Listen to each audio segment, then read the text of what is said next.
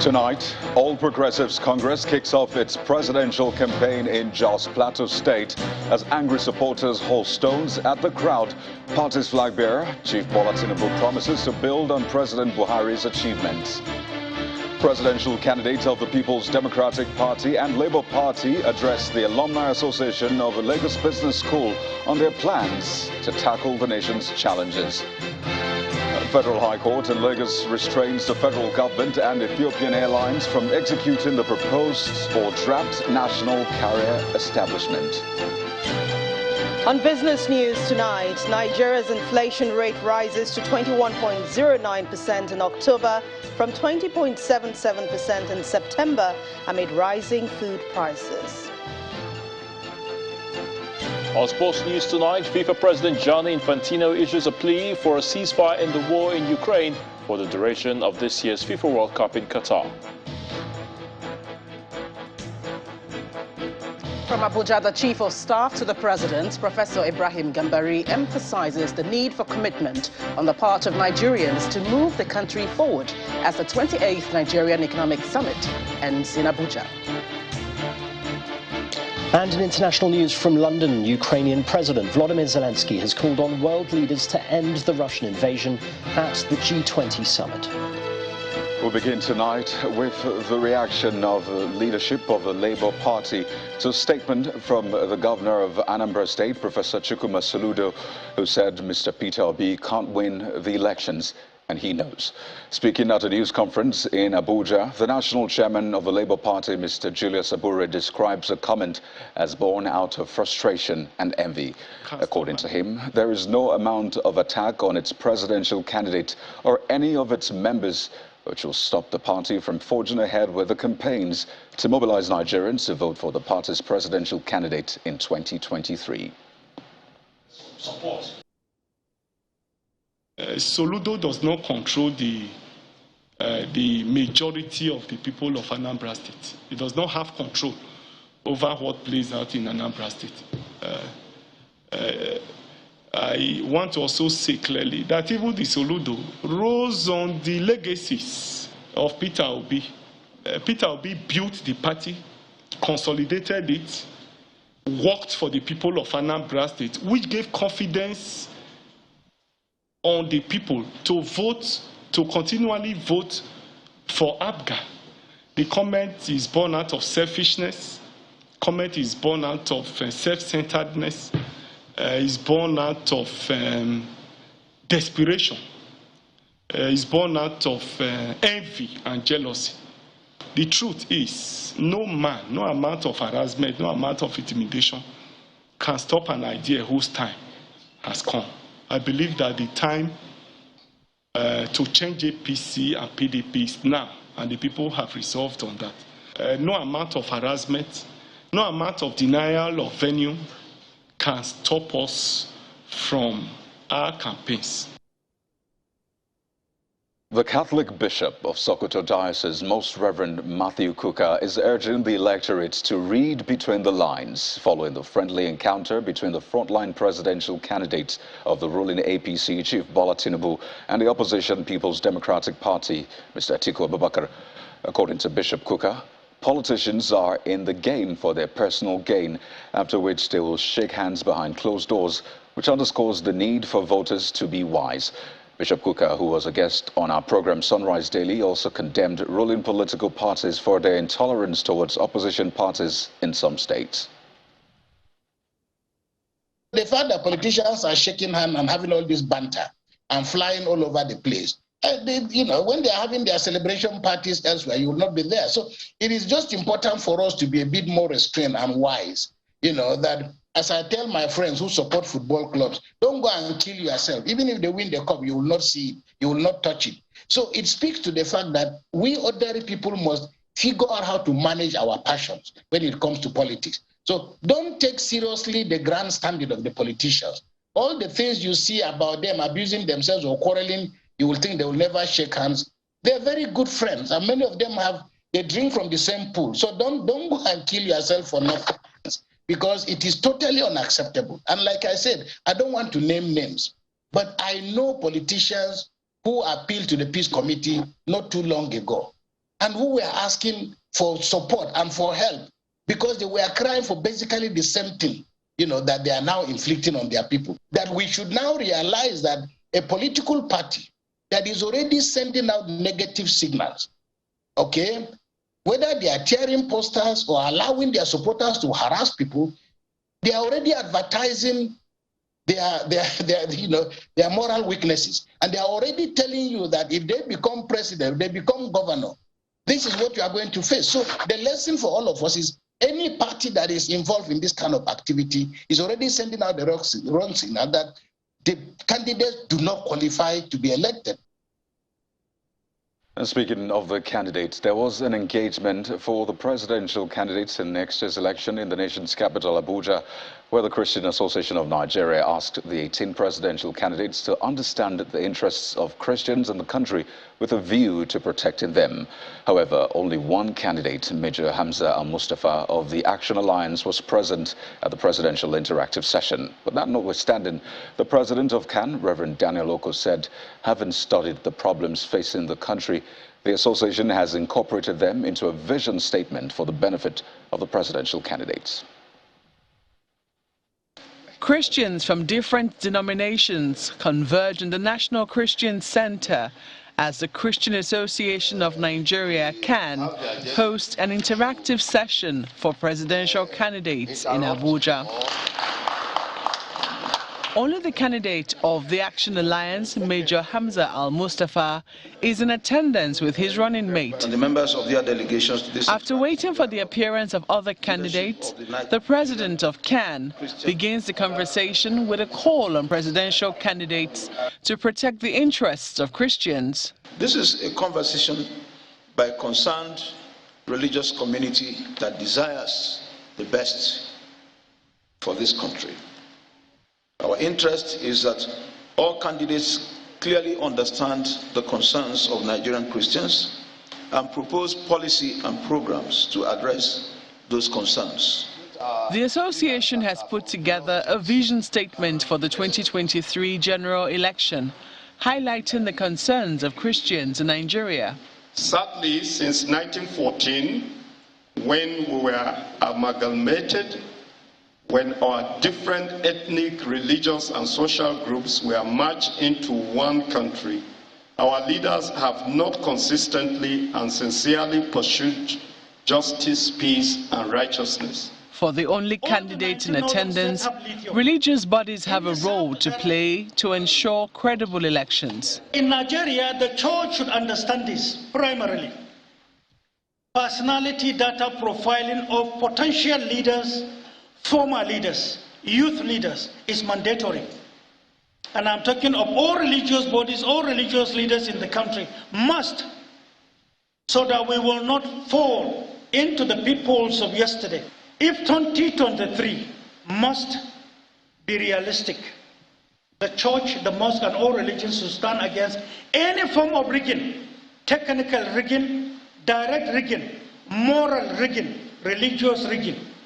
You must go against this foe at all costs. Although the session recorded a low attendance by the candidates, the association is optimistic that the concerns of Christians will be addressed by whoever emerges victorious at the 2023 poll. What's the judicial matters now? A former Minister of Niger Delta Affairs, Senator Godswill Akpabio, says his lawyers are studying the contents of the court judgment which nullified his election as the APC's senatorial candidate for Akwa Ibom Northwest in the 2023 poll.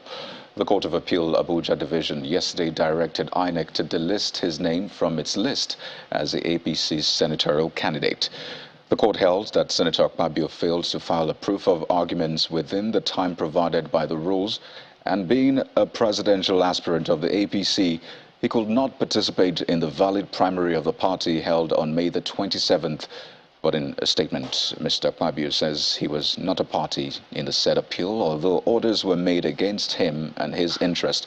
According to him, as a lawyer and a law-abiding citizen, he is bound by the judgment, while urging his supporters to remain law-abiding as well. Now, governments across the world may have to brace themselves for more challenges as the world population hits the 8 billion mark. Well, here in Nigeria, the United Nations Population Fund, UNFPA, is asking government at all levels to address critical sectors and make provision for sustainable development to address growing population. The deputy country representative of the UNFPA, Mrs. Erica Goldson, stated this at a forum to mark 8 billion world population in Abuja. According to her, key areas to be addressed include education, climate change and health, especially as regards family planning. Focusing on number alone distracts us from the real challenge we face. Securing a world where all 8 billion of us enjoy a good quality of life, making informed decisions on sexual and reproductive health and rights, employment, education, and social and economic development. They're all very much important for us to succeed within this population of 8 billion. We need to consider how will this population face climate change and other challenges. We are here today to see how that will be possible. No demographic trend is solely bad or good, so we should never say it's a bad thing. We need to look at all angles. Building demographic resilience is critical to sustainable development. The importance of having reliable data to plan public infrastructures, programs, and healthcare. And of course, women and girls' reproductive health and rights are key to ensuring societies thrive amid demographic changes. Back to the court, where the Federal High Court sitting in Lagos has granted an order of interim injunction restraining Nigeria Air Limited, Ethiopian Airlines, the Minister of Aviation and the Attorney General of the Federation from executing the proposed or draft national carrier establishment. It also halted the execution of the agreement between the federal government of Nigeria and the strategic equity partner Ethiopian Airlines on the proposed national carrier. Justice Ambrose Louis Alagoa granted the order while ruling on an ex parte application brought by the registered trustees of the Airline Operators of Nigeria, Asman Air Services Limited, Air Peace Nigeria Limited, Max Air Limited, United Nigeria Airlines Company Limited, and Top Brass Aviation Limited, all of whom are listed as plaintiffs in a suit they filed against the defendants. The order, which was granted, restrains the defendants from giving effect to and/or suspending the sale and transfer of the share and operations of Nigeria Airlines and Ethiopian Airlines, pending the determination of the motion on notice. In the motion on notice, the plaintiffs are seeking, among other things, a declaration that the action conducted and all decisions in the sale of the shares and operations of Nigeria Air Limited is in violation of the Companies and Allied Matters Act 2020 and other regulatory statutes on aviation, companies and investment laws in Nigeria. They are also seeking a declaration that Ethiopian Airlines is incompetent to bid for shares in Nigeria Air Limited and to commence business accordingly. And Chidinma Ojukwu, key suspect in the murder of the chief executive officer of Super TV, Osufo Ataga, will take the witness box on Thursday to testify in a trial within trial to determine whether she was coaxed, pressured, threatened or induced to make a confessional statement that she killed Ataga. Justice Yetunde Adesanya fixed the date after listening to the testimony of a second witness, a police officer who took Chidinma's statement. Ojukwu, a 300-level mass communication undergraduate, is standing trial over the alleged murder of Ataga. She's also charged with stealing and forgery alongside one Adedapo Quadri and her sister, Chioma Egbuchu. Well, in part two, after the break, presidential candidates of the People's Democratic Party and Labour Party addressed the Alumni Association of Lagos Business School on their plans to tackle the nation's challenges. Well, that's in a moment. To stay with us. Welcome back. If you've just joined us, you're watching the news at 10, live on Channels Television Lagos. A reminder of our top stories. All Progressives Congress kicks off its presidential campaign in Jos Plateau State as angry supporters haul stones at the crowd. The party's flag bearer, Chief Bola Tinubu, promises to build on President Buhari's achievements. Presidential candidates of the People's Democratic Party and Labour Party addressed the Alumni Association of the Lagos Business School on their plans to tackle the nation's challenges. Federal High Court in Lagos restrains the federal government and Ethiopian Airlines from executing the proposed or draft national carrier establishment. And Ukrainian President Volodymyr Zelensky calls on world leaders to end the Russian invasion at the G20 summit.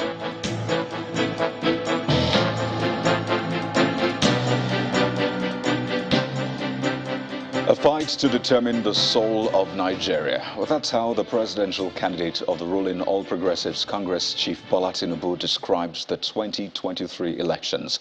At the flag-off of the APC's presidential campaign in Jos, the Plateau State capital, Chief Tinubu, flanked by his running mate, Senator Kashim Shettima, marketed his Renewed Hope manifesto as a right formula for Nigeria. The flag-off at the Rangpam Township Stadium was attended by President Muhammadu Buhari, APC governors, the National Working Committee of the party and supporters amidst heavy security. The Rangpam Stadium in Jos, the Plateau State capital, comes alive as supporters of the All Progressives Congress and other critical stakeholders, APC governors, members of the National Assembly, as well as members of the Presidential Campaign Council, gather for the official flag-off of the party's campaign ahead of the 2023 general elections. The venue is adorned with this air balloon embossed with pictures of the APC presidential candidate Bola Ahmed Tinubu and his running mate Kashim Shettima. Posters of other candidates seeking elective offices on the platform of the APC are also there.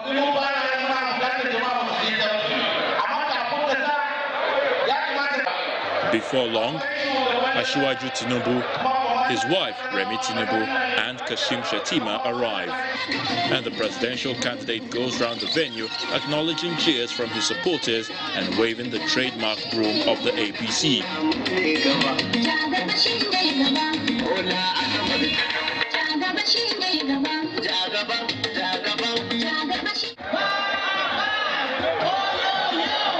The event progresses with the arrival of President Muhammadu Buhari. First to address the gathering is the national chairman of the APC, Abdullahi Adamu. He says winning an election is a collective responsibility and the party must put its best foot forward. In politics, it is work, very hard work. We must guard our loins now, put our shoulders to the plow, and join forces with one another in our quest for victory at the forthcoming polls. For the presidential candidate of the APC, next year's election must be approached with all the seriousness it deserves. We hereby reaffirm our commitment to progressive good governance and to the fruits that such governance can bring to our nation. February 2023 is more than an election. It is a fight to define the soul of the nation and to determine our collective fate. After his address, President Buhari then presents the party's flag to him.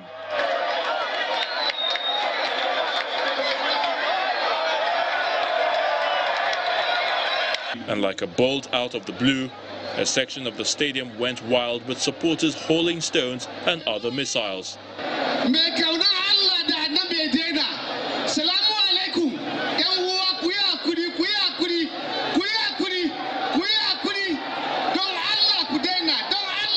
Meanwhile, President Buhari, in a statement released after the flag-off, says the country needs a man like Asiwaju Bola Ahmed Tinubu and asked party supporters to campaign on issues and the abilities of the party's candidate and his running mate, Kashim Shettima. Meanwhile, two other presidential candidates, Mr. Atiku Abubakar of the People's Democratic Party and Mr. Peter Obi of the Labour Party, were in the nation's commercial capital, Lagos, today.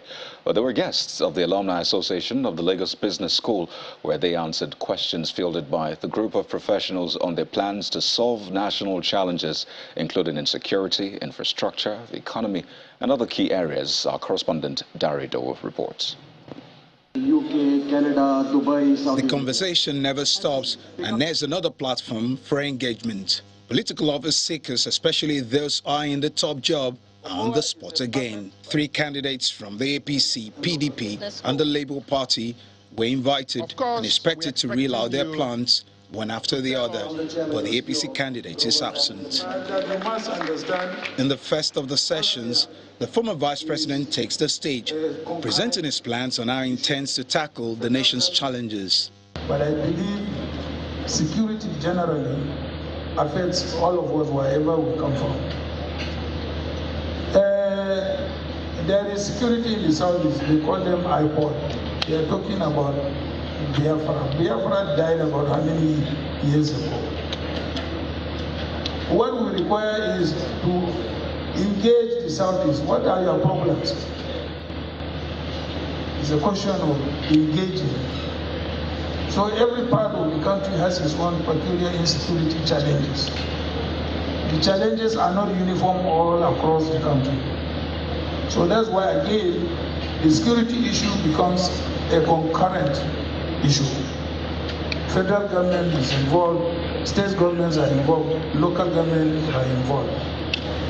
There are kidnappings and this and that. In my state, what I convinced the government, I said, look, set up a vigilante in every village. We contribute money.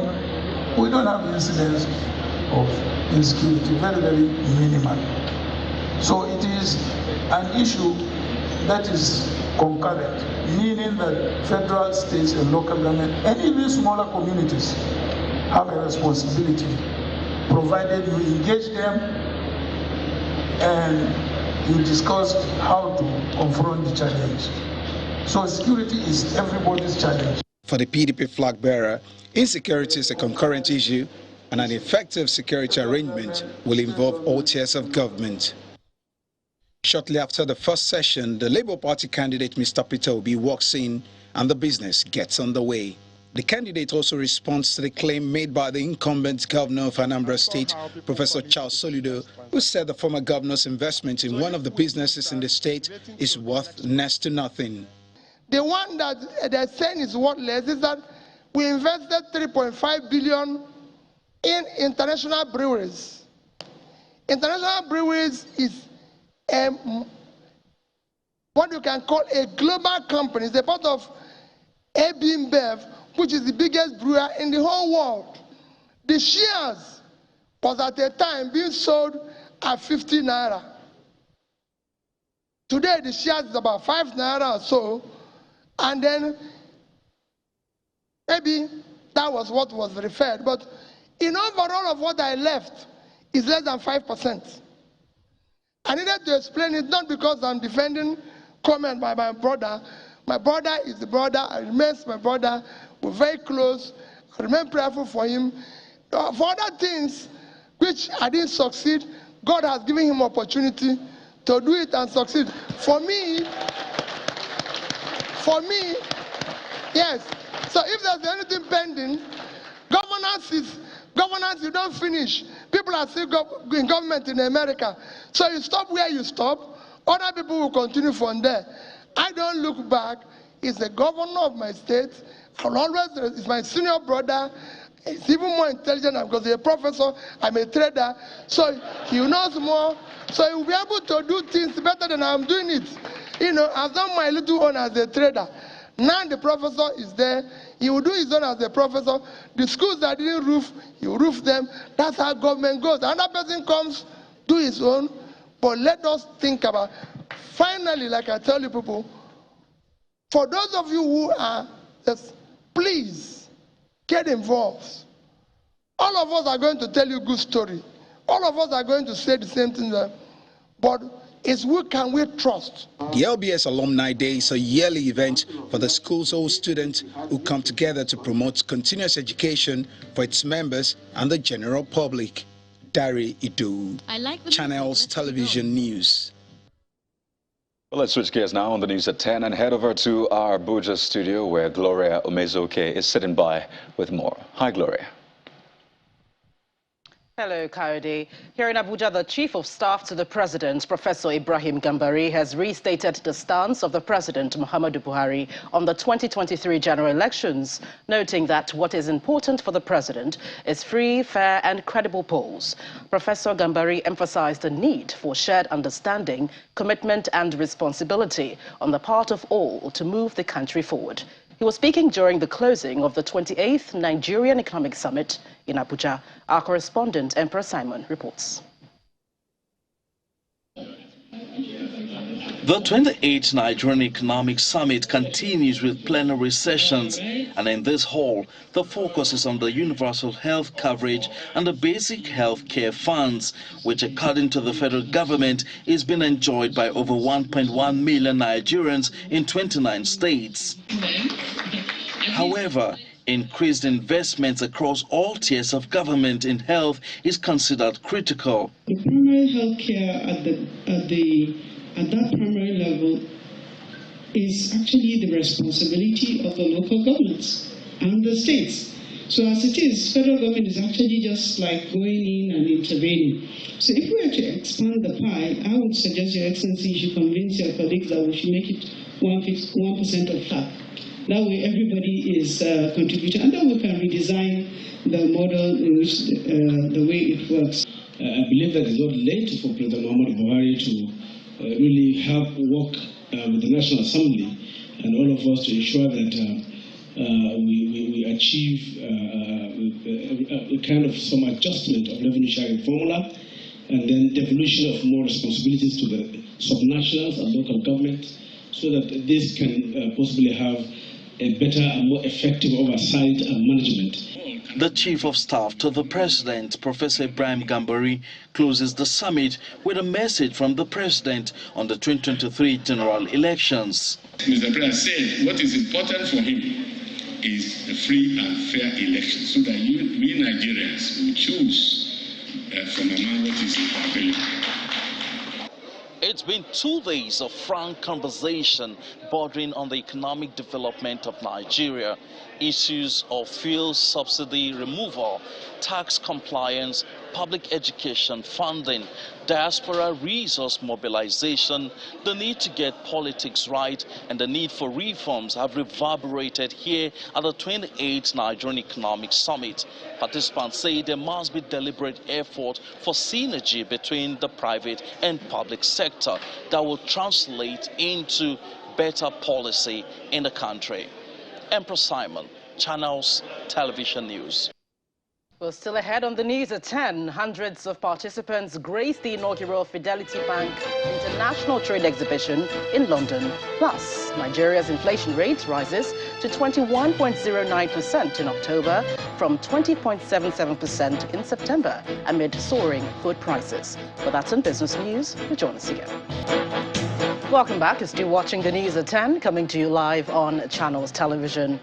The Rivers State Governor Nyesom Wike is calling for a new order in the award and execution of contracts in the country, saying the current system where meager resources are allocated for capital projects is unrealistic. According to him, in Rivers State, at least 70% of the contract sum is paid up front in order not to accommodate variations by contractors, which is why projects under his administration are complete in record time. Governor Wike was speaking at the commissioning of the buildings for the faculties of Clinical Sciences and Basic Clinical Sciences of the Rivers State University. It's the commissioning of 2 buildings for the faculties of Clinical Sciences and Basic Clinical Sciences as a critical part of the College of Medical Sciences recently introduced by the Nyesom Wike administration for the Rivers State University.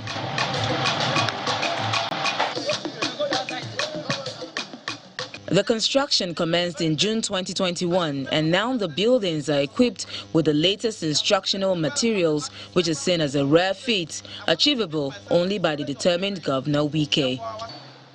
That we are here to commission these 2 faculty buildings, namely Faculty of Clinical Sciences and Faculty of Basic Clinical Sciences buildings, speak volumes about your sagacity and commitment to the improvement of medical services in the state.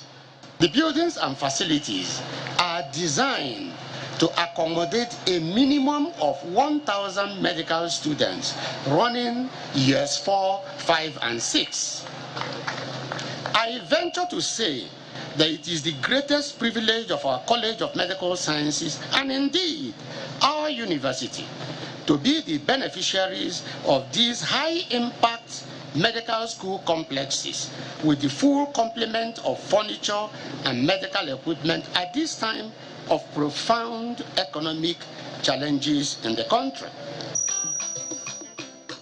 Having achieved this feat and many others in record time, Governor Wike feels emboldened to talk about how to put an end to the culture of project abandonment. Now, if it was National Assembly, a project that will cost 25.9 billion, they will include for this year's budget 500 million naira. And then you can now imagine what will happen for a project of almost 26 billion. You are putting in the budget 500 million naira. In essence, in 20 years, there will be variation upon variation upon variation upon variation on that particular project. And at the end of the day, the project will be abandoned. I want to study fishery. Never! The highlight of the event was the presentation by the pioneer students of the College of Medical Sciences in the Rivers State University, who appreciate Governor Wike for awarding scholarship to all Rivers students in their set. Sadly, these lofty dreams.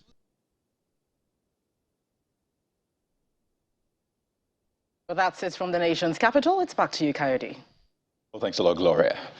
Back here in Lagos, in keeping with its vision of promoting widows' rights and attaining a more equitable society for the vulnerable, the Rose of Sharon Foundation has held the Rise Up Widows Concert. In its 14th year, the Rose of Sharon Foundation Widows Empowerment Program had in attendance several friends and benefactors. And the highlight of the event was the launch of a song titled Rise Up by veteran singer Lady Onyeka Onwenu. Restoring hope in the midst of despair to widows, their children and orphans has been the driving force behind the Rose of Sharon Foundation. And 14 years on, the founder of the Rose of Sharon Foundation says the vision is growing stronger. We know that life has not treated them well. We know that society has not been kind to them. But of course, everybody in this room and beyond are going to be kind to them, especially today. Various performances from the widows and orphans are on display as they express joy with their current state. The testimony of a young graduate from the University of Lagos is touching. The Rose of Sharon has sponsored my education from GSS 1 to tertiary level, and in fact, I got a master's scholarship, a smooth ride, courtesy of the Rose of Sharon Foundation. One highlight of the occasion is a donation of a song from veteran musician Lady Onyeka Onwenu.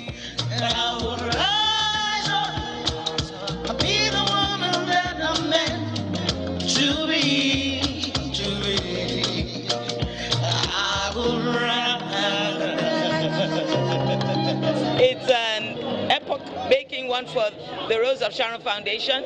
It's a pioneer event. It's the first time that we're having a music donated to the foundation to bring awareness to the work that we do, and also to help us raise funds. There is also a call for well-meaning Nigerians to partner with this noble cause. Words of comfort, you may have encouragement, whatever it is. This is not a job for one person, it's a job for a whole society, for a whole people, and that's us. Over 2,700 individuals are currently benefiting from the foundation, which is transforming the lives of vulnerable people and putting smiles on the faces of the downtrodden. As a company news now, and outside Nigeria, earlier today, hundreds of participants took part in the inaugural Fidelity Bank International Trade Exhibition, where the two-day creative showcase is taking place in London to encourage an expansion of Nigerian exports. Our London correspondent, Juliana Olainka, has more. Fidelity International Trade complete comment. Over the next 2 days, thousands of visitors, hundreds of exhibitors, and more than 70 guest speakers will be convening at the Novotel Hotel in central London for the inaugural Fidelity International Trade and Creative Connect event 2022. To strengthen business links between Distinguished representatives from the British government, the African Development Bank, the Bank of Industry, and Julius Berger Nigeria were all ably represented. The multi-million-pound extravaganza has been carefully curated by Fidelity Bank, with the sole purpose of supporting the capacity development of Nigeria's export sector. So I believe that it's necessity. You know, necessity is the mother of invention, they say. We absolutely need to do this because the Bureau of Statistics figures of 2021 speak directly to the fact that there's a trade imbalance, because the total trade from UK, as you may have known, is for 4.4 billion, and broken down into imports from UK at 2.6 billion pounds, and then export to UK from Nigeria is 1.8, of which only 760 is for the non-oil exports. And you are very much aware that the oil prices are unstable, so we can't continue to build on that. There's an absolute necessity to diversify. Many of these conferences lack somebody who can actually do actionable things. We can provide financing. And so we believe that ultimately our willingness to provide financing will encourage both the entrepreneurs and other government agencies to look at what we're doing, because we're putting our money really where our mouth is this time.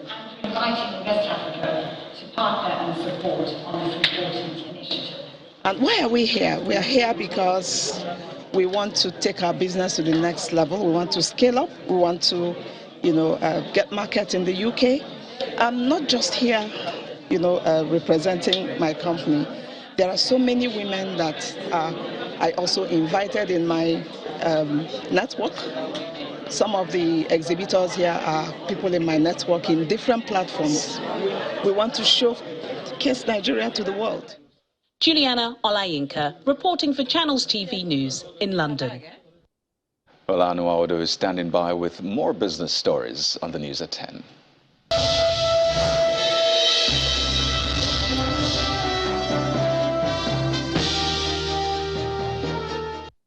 Thank you, Kayode. Hello and welcome to Business News. Let's begin with Nigeria's inflation rate, which has accelerated to a new 17-year high of 21.09% in October 2022. And that's coming up from 20.77% recorded in September. That's according to latest data coming from the National Bureau of Statistics.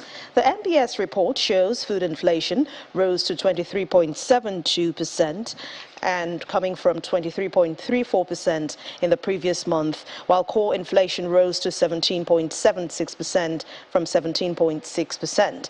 The NBS has attributed the surge in food inflation to increases in prices of bread and cereals, food products, potatoes, yams and other tubers, oil and fat. Meanwhile, the highest increases in the core basket were recorded in prices of gas and fuel.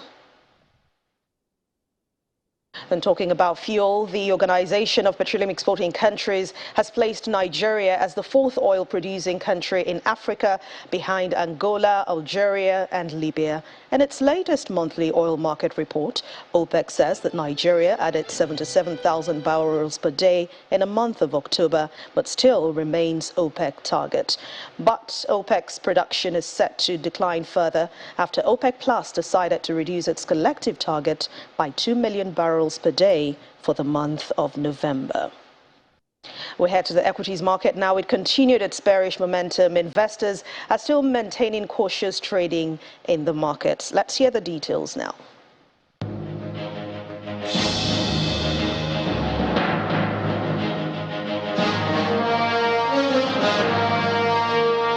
Hello and welcome to the stock market report. Well, it's a second negative outing for the second trading session of the week.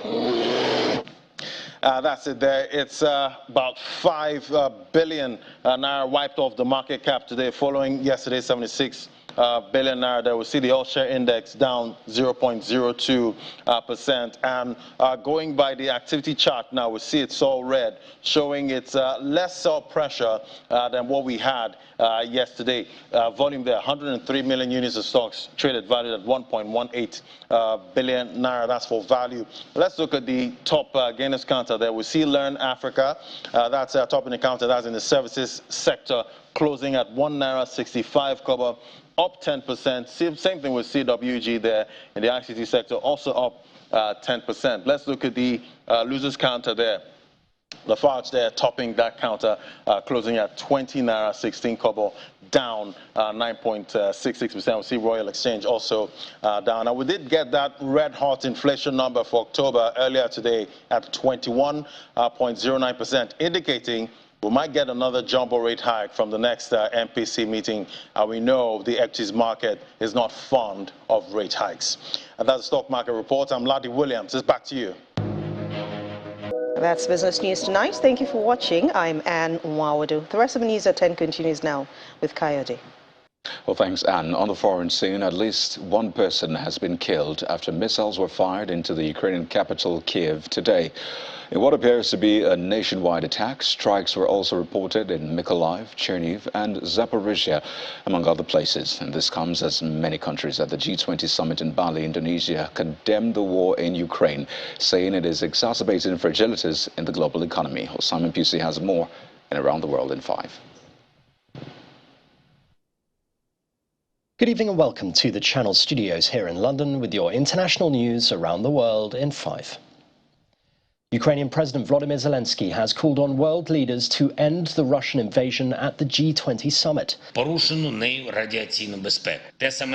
Appearing in a video in a speech beamed to leaders gathered for the summit in Bali, Mr. Zelensky referred to the G19 instead of the G20 in a pointed snub to Moscow. In his speech, Mr. Zelensky said, "I am convinced now is the time when the Russian destructive war must and can be stopped." President Putin is not at the talks, instead sending his foreign minister Sergei Lavrov. British Prime Minister Rishi Sunak said there was a widespread consensus at the G20 that Russia should be condemned for the war in Ukraine. With Russia's foreign minister sitting there, we highlighted both the illegality and barbaric nature of Russia's war and also the devastating impact it is having on people around the world through higher food and energy prices. We have a responsibility to work with our G20 allies to fix the global economy, to grip inflation, but also to safeguard and preserve the international order, and that's what we're going to do.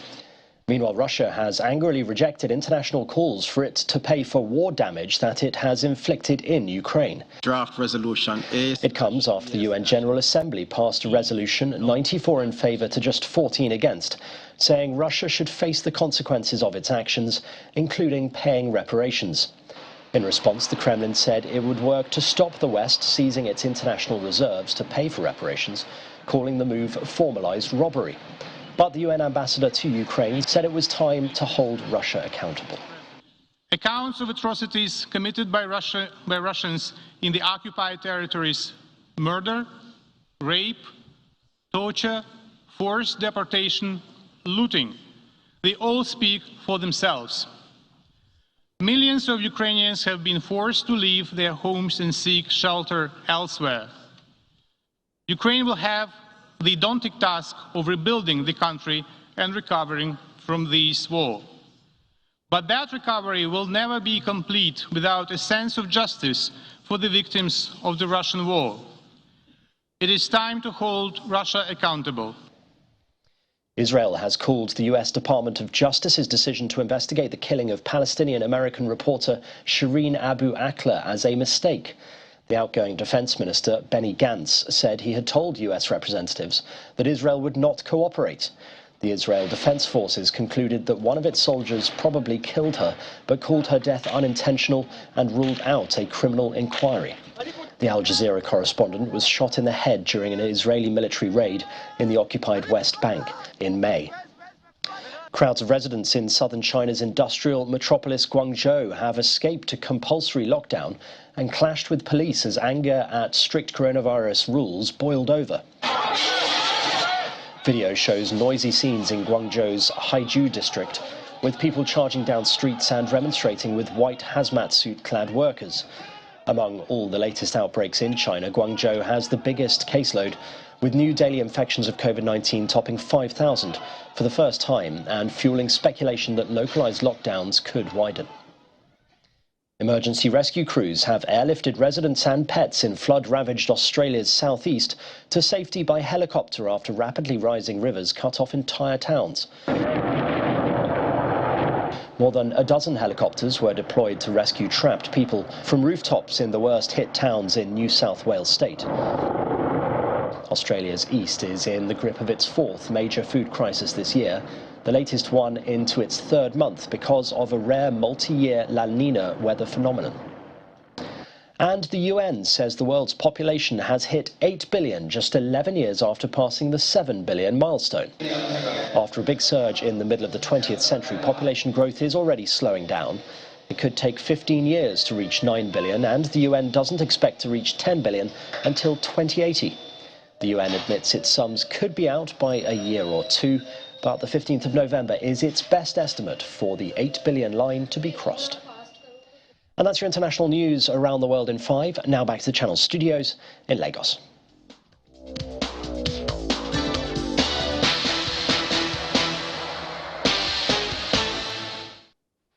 Many thanks, Simon. Welcome to Sports News. FIFA President Gianni Infantino has issued a plea for a ceasefire in the war in Ukraine for the duration of the FIFA World Cup, calling for all sides to use the tournament as a positive trigger to work towards a resolution. Speaking during a lunch with leaders of the G20 major economies on the Indonesian island of Bali, Mr. Infantino said the month-long World Cup, which starts in Qatar on Sunday, offered a unique platform for peace.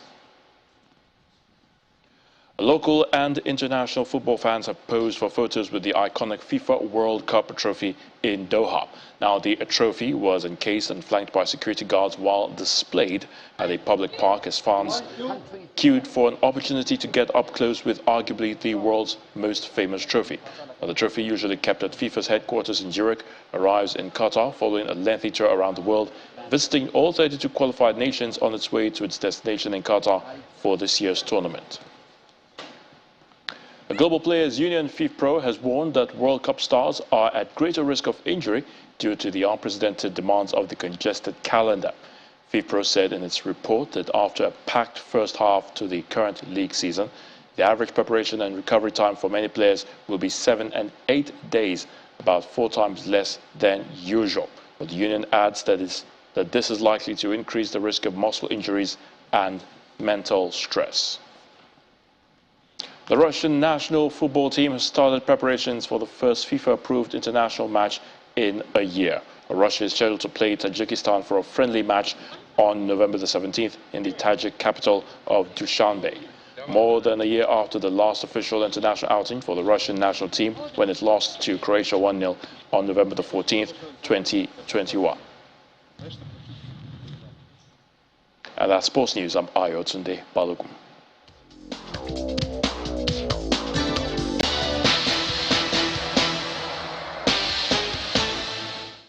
Well, thanks a lot, Aya, today. And the main news again. The All Progressives Congress today kicked off its presidential campaign in Jos, the Plateau state capital, as angry supporters hauled stones and other missiles at the crowd. The party's flag bearer, Chief Bola Tinubu, promised to build on President Buhari's achievements. Also today, presidential candidate of the People's Democratic Party, Mr. Atiku Abubakar, and that of the Labour Party, Mr. Peter Obi, addressed the Alumni Association of the Lagos Business School on their plans to tackle the nation's challenges if elected president come 2023. And Ukrainian President Volodymyr Zelensky today called on world leaders to end the Russian invasion at the G20 summit. And that's the news at 10 for tonight, everyone. Thank you for watching. I'm Kayode Okikelu. To have a wonderful night.